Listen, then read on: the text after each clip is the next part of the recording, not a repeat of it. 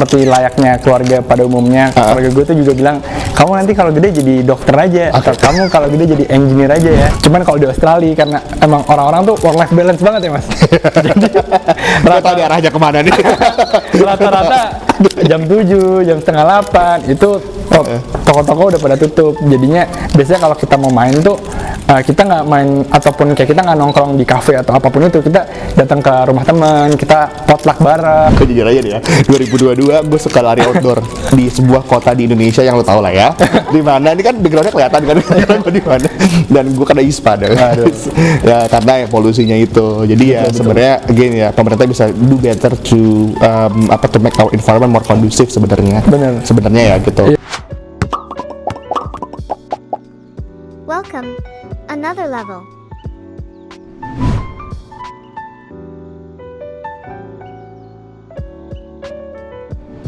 Halo semua, ketemu lagi sama gue Randy dari Australian National University atau ANU di podcast bersama Australian National University, disingkat berANU, tapi ANU ya, bukan ANU. Nah hari ini gue sama namanya Alfian Arazi. Dia adalah penerima beasiswa ISMA atau Indonesia International Student Mobility Award yang sempat kuliah 1 semester di ANU. Tapi kita bisa panggilnya Alvin ya, walaupun namanya Alifian. Vin, bisa kenalin nama dulu nggak Vin? Halo semua, perkenalkan aku Alifian Arazi atau bisa dipanggil Alvin. Aku penerima beasiswa ISMA ke ANU tahun 2023. Oke, kalau kuliah di mana sih Vin aslinya? Maksudnya di Indonesianya gitu? Aku kuliahnya di Indonesia di Universitas Gadjah Mada, angkatan 2020, ngambil jurusan kebijakan publik. Kan biasanya anak-anak Indonesia tuh prefernya kayak kedokteran, HI gitu kan. Kok lu bisa kebijakan publik sih? Maksudnya gue agak jarang denger aja sih buat yang ini, buat yang S1-nya gitu. Iya, that's true actually. Jadi singkat cerita kali ya mas ya, flashback dikit. Waktu SMA itu gue masuk jurusan IPA.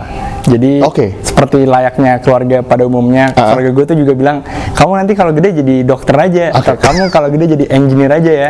Nah ya udahlah, gue ladenin tuh jurusan IPA kan. Tapi selama gue belajar tuh kayak gue merasa kurang cocok di sana. Entah kenapa, gue lebih cocok di luar kelas. Jadi gue berorganisasi, gue juga banyak baca buku. Gue di luar kelas tuh sering ke perpustakaan dan ketemu sama buku-buku yang menurut gue guiding gue sampai sekarang gitu. Jadi waktu SMA tuh gue banyak baca buku yang buku-buku sastra Indonesia yang itu tuh ada hubungan dengan ilmu sosial lah. Kayak misalkan bukunya Pramudia Anantatur, bukunya apa namanya autor-autor Indonesia lainnya yang itu tuh membuka cakrawala gue tentang ilmu sosial. Di situ gue mulai tertarik kan kayak apa ya kira-kira jurusan yang gue suka gitu untuk gue dalemin, dan out of banyak jurusan gue filter akhirnya kayak gue tertarik di FISIP nih, ilmu sosial, ilmu politik. Nah waktu itu kayak pada umumnya lah orang-orang kalau di FISIP pasti ngambil HI atau apa gitu kan. Benar, ya kan? Benar banget. HI, ilmu politik dan lain-lain gitu. Kan. Tapi kayak gue melihat kayak HI, ilmu politik udah banyak nih orang-orangnya, dan waktu itu ketika gue lagi nyari-nyari ternyata ada jurusan kebijakan publik di mana itu salah satu jurusan S1 di Indonesia gitu, satu-satunya yang ada di Indonesia jurusan S1-nya di Universitas Gadjah Mada. Nah jadi karena itu satu-satunya yang di Indonesia gitu, gue tertarik banget. Dan juga karena kayak ada beberapa influencer yang ngambil S2 Master of Public Policy yang dia tuh sering sharing tentang pendapat mengenai sosial politik di Indonesia lah, dan menurut gue tuh bagus banget cara dia menganalisisnya. Dari situ gue mulai tertarik ke kayaknya gue mau nyobain aja deh ke jurusan kebijakan publik. Karena menurut gue jurusan kebijakan publik ini akan selalu relevan gitu, karena kita akan membahas politik dalam negeri dan juga memberikan kontribusi kepada Indonesia lah intinya. Berarti waktu pas dulu lu daftar kuliah, itu lewat SBMPTN kah atau lewat UM/UGM kah? Jadi waktu itu karena gue dari IPA dan tidak mungkin ya saya dapat jalur rapot ke UGM, jadi saya akhirnya mengambil jalur tes gitu. Waktu itu juga aku ngambilnya SBMPTN. Pilihan pertama manajemen kebijakan publik UGM, pilihan kedua baru ilmu politik UGM, dan karena aku di Depok juga dan semua orang tuh pengen ke UI ya. Teman-temanku itu kayak pindah gerbong aja mas, dari Depok ke UI itu kan kayak pindah gerbong. Bener. Nah aku kayak kayaknya kalau aku ke UI lagi ketemu teman-teman yang sama lagi dan aku pengen belajar ngerantau, jadi akhirnya aku milih untuk ke UGM gitu. I see. Dan itu langsung pilihan pertamanya kebijakan publik. Pilihan pertama dan dapat. Alhamdulillah dapat. Nice banget. Gue masih ingat banget tuh dulu struggle banget tuh buat buat zaman dulu SNMPTN ya. Ada SNMPTN tertulis sama undangan, ada UTUL UGM tuh susah banget sih. Iya. Untungnya gue nggak nyobain UTUL UGM sih, karena susah juga kan. Iya. Makanya gue alhamdulillah di SBM udah dapet lah. Alhamdulillah udah one shot selesai. One shot selesai. Nice. Terus singkat cerita berarti kan dari apa namanya, dari UGM, dari keterima UGM terus mulai kuliah di sana. Tapi menurut lu ada nggak ketika kuliah di public policy, apa sih, kebijakan publik atau kebijakan publik, itu subjek-subjek yang jadi favorit lu, tapi itu juga ada nggak subjek-subjek yang lu pikir kayak aduh ini ngapain sih gue pelajarin yang ini gitu? Oke. Jadi karena di kebijakan publik itu kan ada beberapa course yang itu tuh emang sangat intellectually curious banget ya, kayak misalkan ekonomi politik pembangunan, kayak terkesan keren lah. Intinya kita belajar gimana sih ekonomi dan politik itu mempengaruhi cara negara membangun dirinya gitu. Which is kayak broad dan dalam gitu. Tapi ada juga beberapa yang mungkin yang kayak itu sama extent kita udah tahu gitu, kayak misalkan course tentang kepemimpinan sektor publik yang kayak ini kayaknya ya udah biasa aja bahasa tentang kepemimpinan yang itu seringkali normatif. Nah gue tuh suka yang course-course yang analitik gitu, yang emang kita diajak untuk berpikir, untuk menyelami lebih jauh nih gimana sih caranya, ataupun kayak yang jawabannya tuh beneran eksploratif gitu. Nah jadi kayak course-course ekonomi politik pembangunan, course-course kayak apa formulasi kebijakan publik, itu gue suka banget sih. Tapi kalau misalkan course-course yang berkaitan dengan sumber daya manusia gitu ya, kayak yang ngurus orang tuh kayak gue kayak agak males ya. Jadi kayak lebih ke ngurus orang males ya. Ngurus orang itu kebijakan publik loh. cuman kayak aduh nggak, saya mengurus organisasi ini agak kayak untuk di level course tuh menurut gue kayak itu pengalaman aja sih. Jadi kayak menurut gue untuk di level course tuh gue lebih suka yang emang kita belajar tuh sesuatu yang dalam gitu loh. Lu lebih suka hands on gitu ya berarti ya kalau dalam hal belajar, maksudnya nggak cuma yang melulu kayak belajar di course doang, tapi ada semacam apa ya, sebutan prakteknya dikit gitu loh. Kalau gue tangkap dari omongan lu. Kalau to some extent iya, tapi kalau misalkan ada yang enggak, ada yang iya juga sih. Tapi kayak course ekonomi politik pembangunan itu gue beneran yang kayak cuman kelas doang gitu, kita bikin paper doang. Tapi mungkin karena pembahasannya relevan dan juga pembahasannya menarik untuk misalkan ke Indonesia, dan gue bisa mengkontekstualisasikannya, itu gue jadi seneng gitu. Nah kalau hands on juga terkait yang hands on ya, di beberapa course gue juga tertarik sih, kayak misalkan ada course apa namanya yang kayak kepemimpinan sektor publik tadi. Itu ada salah satu tugas kita itu kayak kita disuruh belajar orasi gitu. Oke. Jadi kayak untuk jadi pemimpin kan lo harus bisa orasi ya. Yes. Lo harus kayak orasi di kayak apa namanya lapangan gitu, terus kayak lo kayak semacam simulasi demo lah. Menurut gue itu juga menarik sih. Nah jadi yang kayak gitu-gitu sih gue mungkin yang nggak hands on juga menarik, tapi yang hands on gue juga tertarik di beberapa gitu. Oke, kayak belajar kayak inilah pemuda akan mengguncang. Betul. Kayak Bung Karno gitu. Betul. Pakai peci. Betul. Karena penting kan kalau misalkan di industri politik ataupun di politik sendiri kan emang lo harus bisa memimpin juga kan. Betul. Benar sih, benar. Oke. Nah, ngomong-ngomong kan lu akhirnya mutusin buat daftar ISMA itu di semester berapa sih? Itu gue awalnya daftar di semester 3 tapi belum jodoh. Jadi gue daftar dua kali gue. Oke. ISMA tuh berarti boleh di semester berapa ya maksimal? ISMA itu bisa dimulai di semester 3 sampai maksimal tuh di semester 5. Jadi kalau kita daftar semester 3 berangkatnya semester 4, kalau kita daftar semester 5 berangkatnya semester 6. Oke. Nah itu kalau boleh tahu sebenarnya seleksinya tuh gimana sih, step-stepnya, prosesnya tuh gimana? Jadi kalau ISMA sendiri kita yang jelas pertama ada seleksi administratif, ada seleksi dokumen kayak misalkan dokumen IELTS atau TOEFL atau EPT lah, English Proficiency Test, dan juga dokumen kayak esai. Nah waktu di seleksi pertama gue tuh gagal di seleksi dokumen. Kayaknya karena waktu itu untuk EPT-nya sendiri gue kayak kurang teliti lah. Kenapa tuh? Jadi harusnya gue tuh submit IPT-nya ke institusi Kemendikbud kan. Tapi gue submitnya malah ke institusi kampusnya yang gue apply. Kayak Kemendikbudnya gak dapet nih hasil IPT gue. Jadi kayak gue kurang teliti lah. Jadi lesson learn lah ya, harus lebih teliti guys. Alhamdulillah di yang percobaan kedua gue melihat dengan secara spesifik, udah bener, Kemendikbud sudah terkirim. Jadi alhamdulillah udah gak ada masalah. Terus juga esai kita ada kalau gak salah 3-4 esai yang itu sebenarnya pendek kok, kayak sekitar 200 words doang per esai. Ada yang tentang diri kita, plan kontribusi, dan juga kayak intinya apa sih yang ingin dipelajari di sana gitu loh. Boleh spill dikit nggak? Lu plan kontribusinya apa? Waktu itu karena gue milih KNU dan waktu itu karena gue tahu juga latar belakang gue di UGM, dan juga gue waktu itu juga part time peneliti di salah satu lembaga riset. Gue tuh salah satu plan kontribusinya sebenarnya cuman sesimpel menghubungkan peneliti di Indonesia dan peneliti di Australia. Jadi dan itu actually gue coba lakukan ya di ANU sendiri.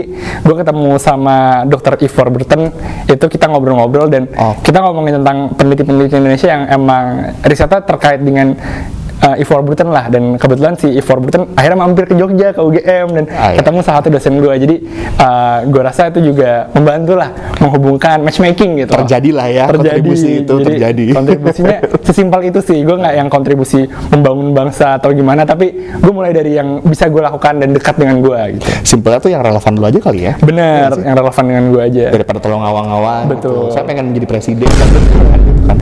Ya apa juga sih.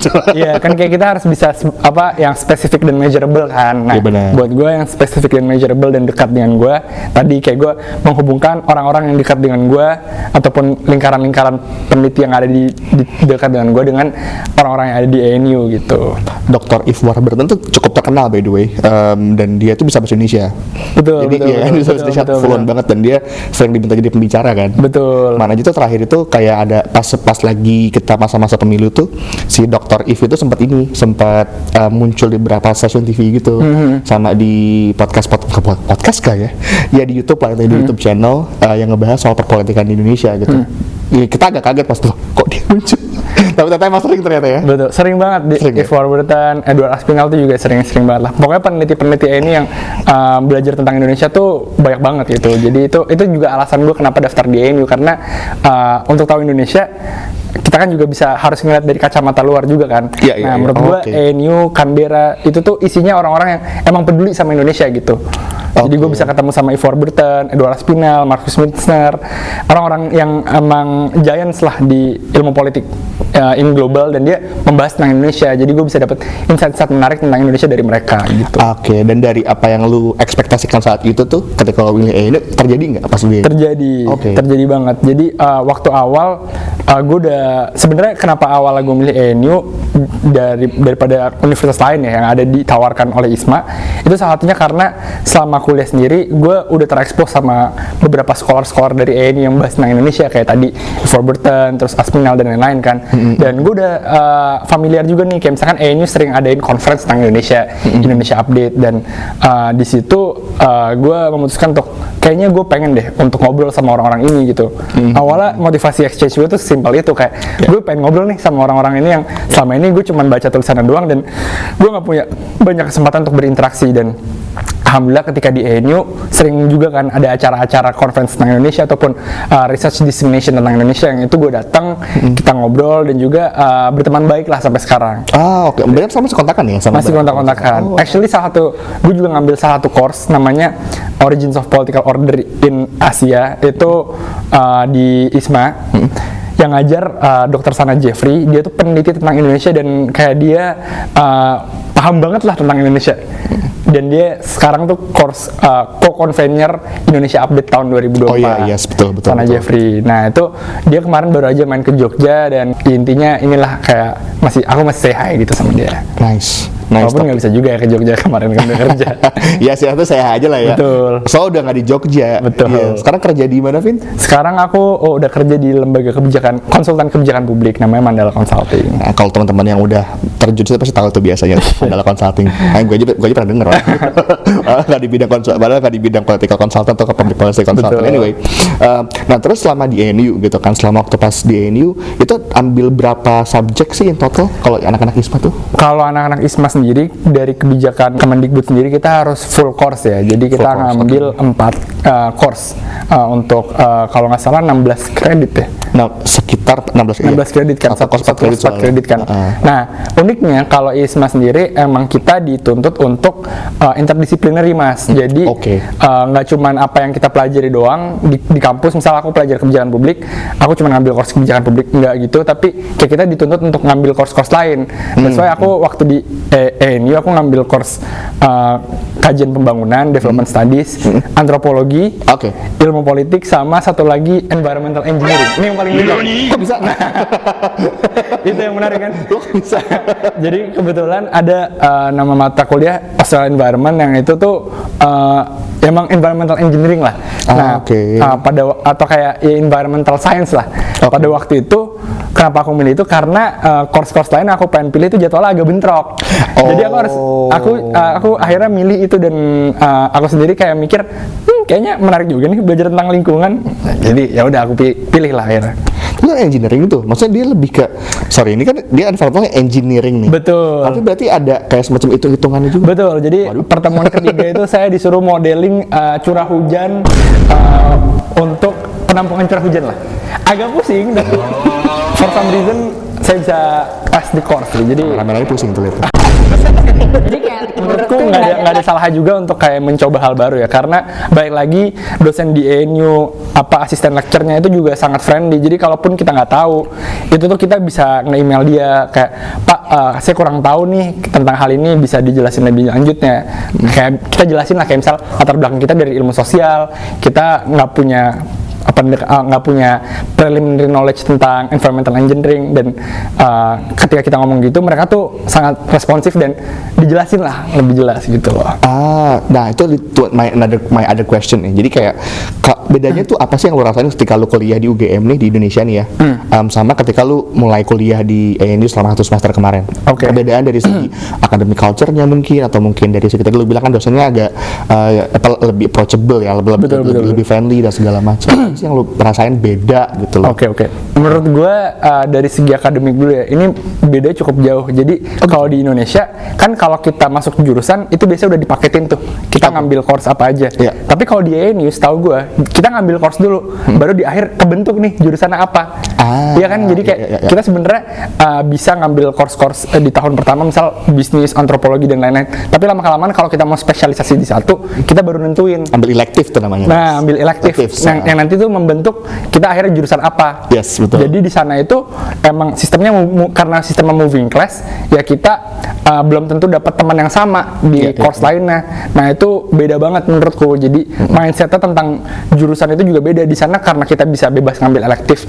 Yang penting selama certain of minimum course-nya itu diambil tentang jurusan itu, lo tetap dapat jurusan itu. Jadi mereka tuh bisa lebih explore, lebih interdisipliner gitu. Jadi di salah satu course aku di antropologi ada salah satu anak yang dia sebenarnya ngambilnya biomedical engineering gitu-gitu. Tapi dia karena kayaknya gue tertarik deh sama antropologi dan masih bisa ngambil di luar elektifnya itu satu course, dia ngambil antropologi. Jadi itu menarik banget kan.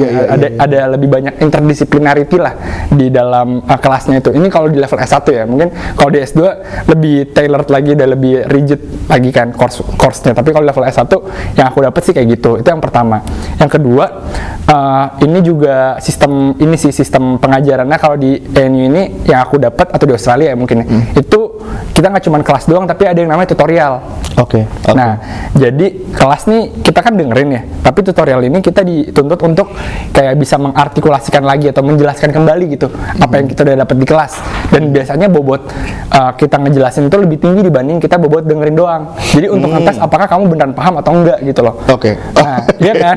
Kalau di Indonesia kan kayak ya udah nanti ditesnya pas ujian terakhir kan. Ya udah asumsinya bahwa kalau kamu dengerin kamu akan paham. Tapi kalau di Australia itu enggak, kayak dipotong-potong di setiap mungkin di setiap minggu ada pertemuan untuk ngetes apakah kamu beneran paham atau enggak. Dan menurutku itu lebih membuat kamu pengen belajar gitu. Karena mau nggak mau setiap minggu kamu harus ngomong nih.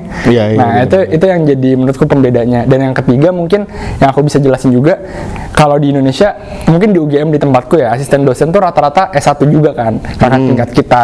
Tapi kalau di ANU asisten dosen tuh rata-rata PhD student, Mas. Iya betul, lagi S3. Jadi mereka tuh emang lebih proficient dan lebih paham untuk ngajarin kita. Ketika mereka membimbing kita di tutorial itu, kita tuh bisa lebih dapat guidance lah. Dan juga ketika mereka menilai kita tuh mereka bisa ngasih feedback yang emang beneran objektif gitu. Nah itu yang menurutku membedakan dari segi academic culture-nya di Australia dan di Indonesia. Tapi menarik sih tadi pas dibilang kalau Mas Dos ongoing PhD student ya. Tadi tuh gue udah expect kayak ongoing master, ongoing PhD. Ongoing PhD. Oke. At least itu yang aku nemu. Mungkin ada juga yang master kali ya.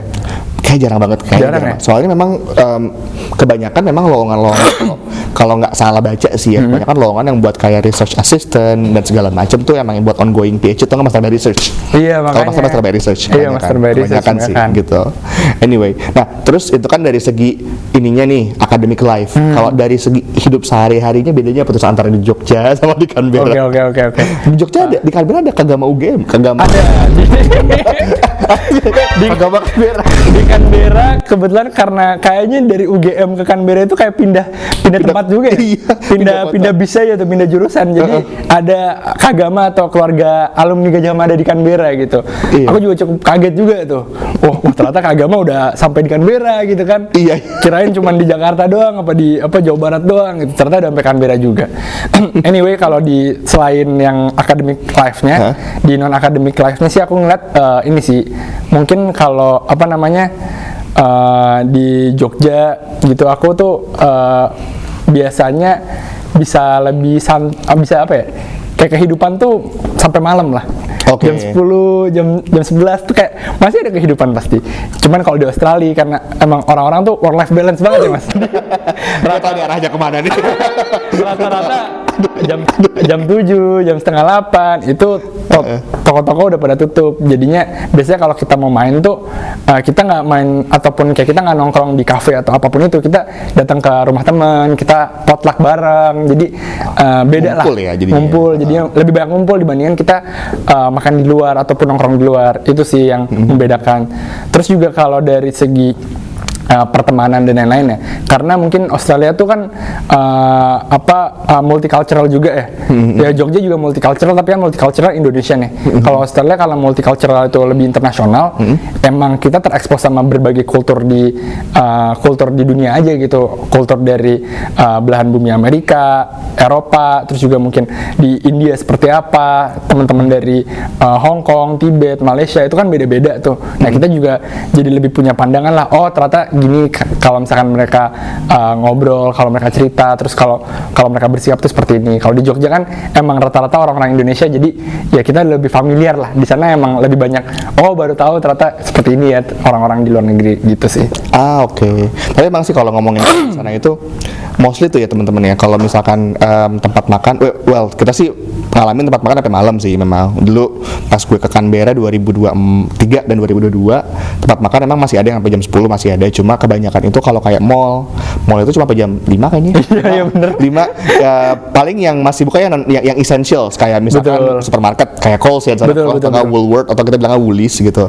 Nah, tapi kalau misalkan kayak non essential kayak toko baju gitu, itu mereka cuma sore doang gitu. Betul. Memang ya itu di work life balance satu, yang kedua kalau bayar pekerja di atas jam itu lebih mahal. Betul, that's true. Lebih mahal.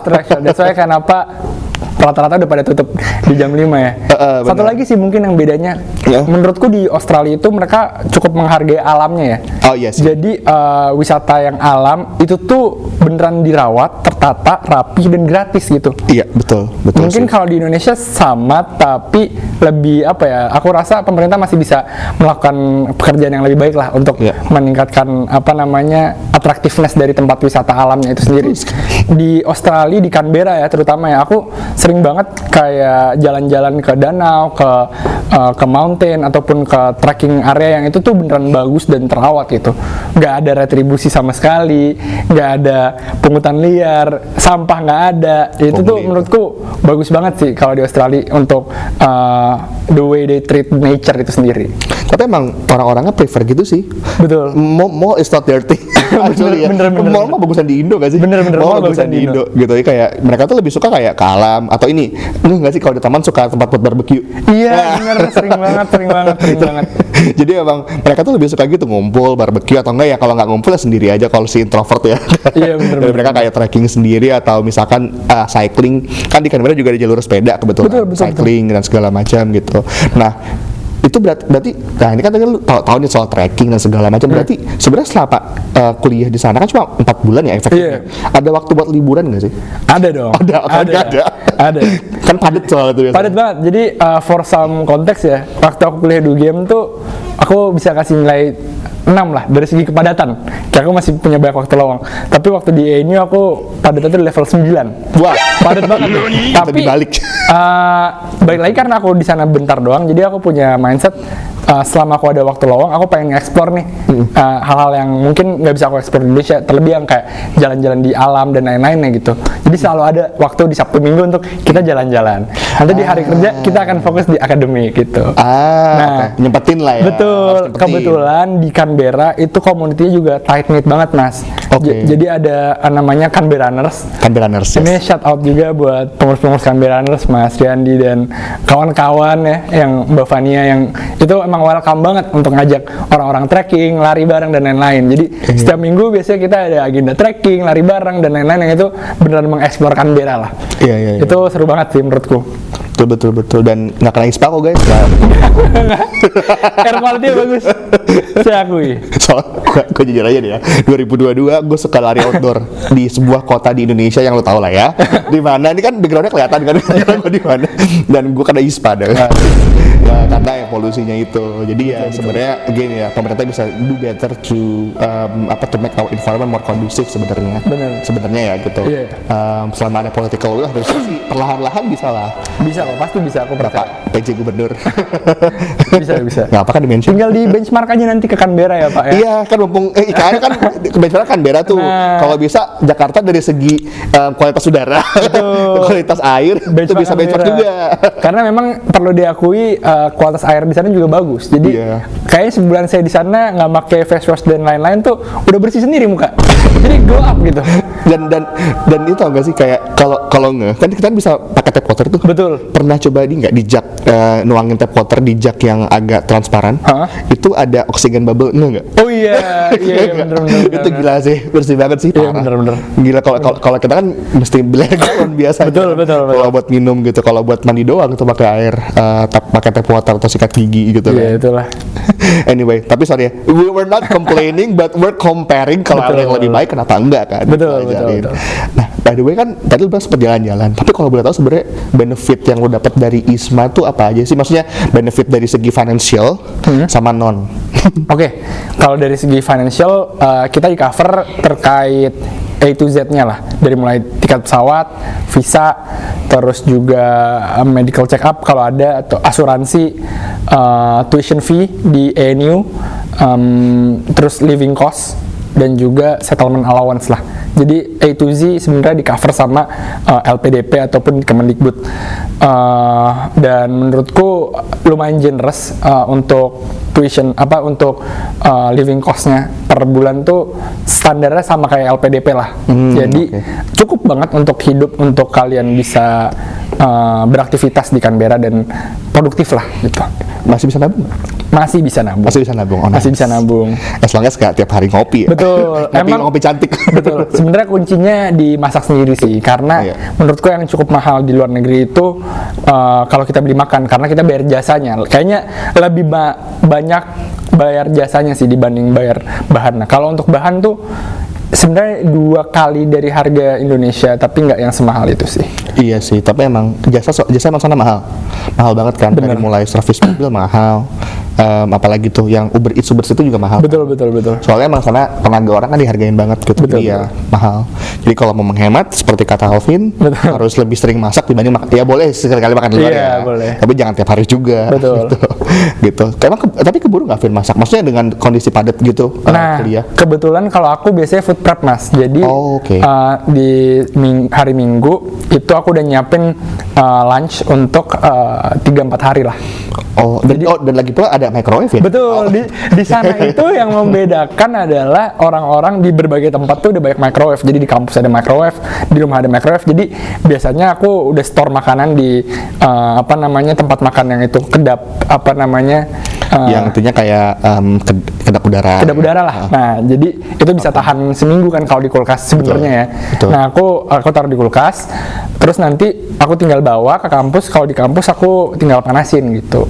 Jadi biasanya aku masak 1 porsi untuk 4 hari. Ya mungkin nggak variasi aja sih, cuman masih bisa dimakan kok. Iya, masih layak makan lah ya. Layak makan. Ya, bukannya kayak udah bau nih. Enggak. Kali. Enggak. Jadi gitu. Ini pertanyaan dari teman-teman banyak apa yang penasaran ketemu hewan aneh-aneh nggak sebenarnya? Oh, kalau di Canberra sejujurnya aku ketemu banyak sekali hewan-hewan yang menarik ya. Menarik tapi bahaya nggak?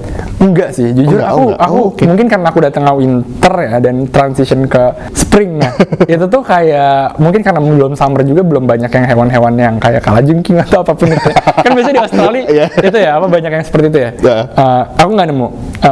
Paling yang aku nemu tuh yang depan ada di depan dormku tuh kanguru, terus juga kucingnya di sana gendut-gendut kayak aku juga, Fluffy. iya fluffy banget nih kucingnya, makan apa ya kalau boleh tahu. Nah, jadi kalau di Canberra sendiri aku sendiri nggak pernah nemu hewan yang aneh-aneh sih yang kayak misalkan kalau di Instagram tuh kan kalau di Australia banyak kalajengking, ular lah, apalah, reptil itu kan banyak ya kalau di Iya. Australia. Tapi waktu aku datang sana karena aku juga datang winter dan juga mau ke dan spring juga ya timelinenya, itu aku paling mentok ketemu sama kanguru sama kucing sih mas. Kucing sih. Atau anjing juga kan, orang banyak pelihara anjing ya di sana. Iya. Jadi kayak nggak ada yang aneh-aneh. Tapi waktu kita orientation day lah, waktu di ANU-nya, itu kita diajarin gitu gimana kalau misalkan kita ketemu ular. Iya. Jadi interesting banget ya. Wow, sudah di-prepare kita kalau misalkan ketemu ular kan. Alhamdulillah nggak pernah ketemu ya guys. Jadi aku aman aja gitu sampai sekarang. Tapi emang kalau denger doang sih ya, kalau hewan-hewan yang kayak tadi buaya misalnya nih ya, reptil-reptil, itu kebanyakan tuh di yang ini di area-area gurun ke atas. Oh, iya. Dan yang agak semi tropis di situ. Iya sih, masuk akal. Soalnya kalau misalkan yang di Canberra kan agak dingin ya sebenarnya, dan agak selatan ada keliling gunung. Jadi kebanyakan tuh kayak burung. Iya, Isinya nggak sih? benar, iya. Di kita tuh berapa kali pas di ANU sendiri ketemu burung kakatua, kok bisa ada di situ? Iya banyak Ya banget nggak sih? burung kakak tua. Iya banyak banget burung kakak tua. Apalagi tuh kelinci, Ya. kelinci juga Iya, nemu. magpie burung apa ya? Magpie apa sih udah maksudnya? Aduh aku lupa namanya. Iya, Magpie lah pokoknya. burung-burung itulah. Terus kanguru. Cuma kalau teman-teman yang one day misalkan nanti nyetir mobil gitu kan, misalkan lagi nyawa mobil nih mau kemana, be careful ya karena kanguru tuh suka tiba-tiba lompat. Betul. Ngeselin banget. Betul. Harus hati-hati. Harus hati-hati, bener. Dan jangan deketin karena tendangannya kuat. Iya. Tendangannya kuat. Kalau misalkan lagi hostile tuh bisa celaka lah kalian nih. Iya benar. Jadi cukup di foto-foto aja teman-teman. Dari jauh aja. Iya, dari jauh aja. Jangan deketin. Betul. Jangan deketin. Gitu. Anyway, nah ini mungkin terakhir nih Vin, gitu. Kira-kira menurut lu ada ini nggak kayak semacam masukan saran buat teman-teman yang nonton, kalau misalkan mau, mungkin ada di antara mereka yang masuk kuliah kayak lu nih, gitu. Lu udah lulus ya, sorry.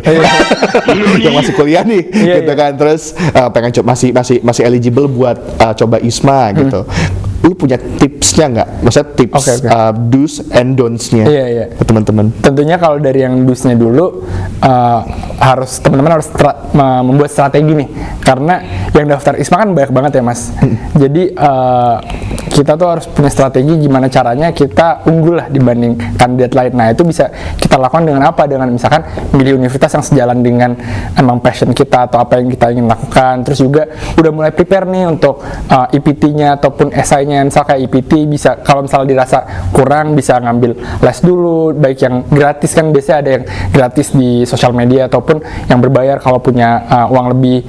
Terus juga bisa mulai bikin draft essay karena biasanya pertanyaannya tuh dari tahun ke tahun mirip-mirip gitu. Jadi udah bisa mulai di sketch kira-kira gimana teman-teman menstrukturkan esainya, terus juga minta feedback dari kakak tingkat yang sebelumnya keterima ISMA, apakah esai tersebut udah bisa menjawab atau belum dan lain-lain gitu.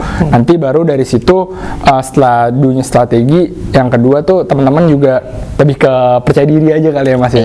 Karena balik lagi kalau misalkan teman-teman percaya gitu bisa masuk, pasti ada aja kok jalannya. Jadi lebih ke percaya diri. Nah, sama strategi tadi. Terakhir kalau misalkan don'ts-nya baik lagi jangan ceroboh lah. Lo kan agak ceroboh ya. Jadi lihat baik-baik gitu, disuruh apa, spesifikasinya gimana, dan juga lihat baik-baik lagi tanggalnya, lihat baik-baik lagi ketentuannya. Terus juga nanti ketika mungkin interview sesuaikan ataupun posisikan diri kalian dengan baik, dengan rapi. Ya intinya do your best lah selama proses pendaftaran ISMA itu. Itu aja sih dari aku do and don'ts-nya. Semoga yang tertarik untuk daftar ISMA di tingkat sarjana bisa dapat ISMA kemanapun itu. Tapi aku saran sih kayak ini ya, soalnya paling bagus sih ISMA kayak ini. Nah, jangan lupa teman-teman ya. Tadi udah disebutin. Pokoknya intinya kalau aku wrap up adalah harus be prepared as best as you can, ya kan? Betul. Jadi jangan last minute. jangan last minute. Karena suka di SKS tuh. Betul. Kadang gue gitu juga sih. Betul. Dulu saya waktu pertama kali daftar SKS juga, Pak. Oh iya. Jadi nggak berjodoh lah, karena kita belum baca terlalu detail kali ya. Iya, bener. Nah, tuh jangan SKS. Begitu nggak SKS tuh akhirnya ada jalan diterima. Iya, betul. But anyway, Vin, thank you banget loh udah you, Mas ngeluangin Randi. waktu hari ini buat ngobrol-ngobrol. Dan buat teman-teman yang udah nonton, jangan lupa selalu menonton podcast bersama ANU atau kita beranu di channel YouTube kita. Kita juga ada di Spotify. Dan hopefully kalau teman-teman punya saran, masukan, feel free to just comment, dan nanti kita akan baca dan hopefully bisa menjadi idea juga nih.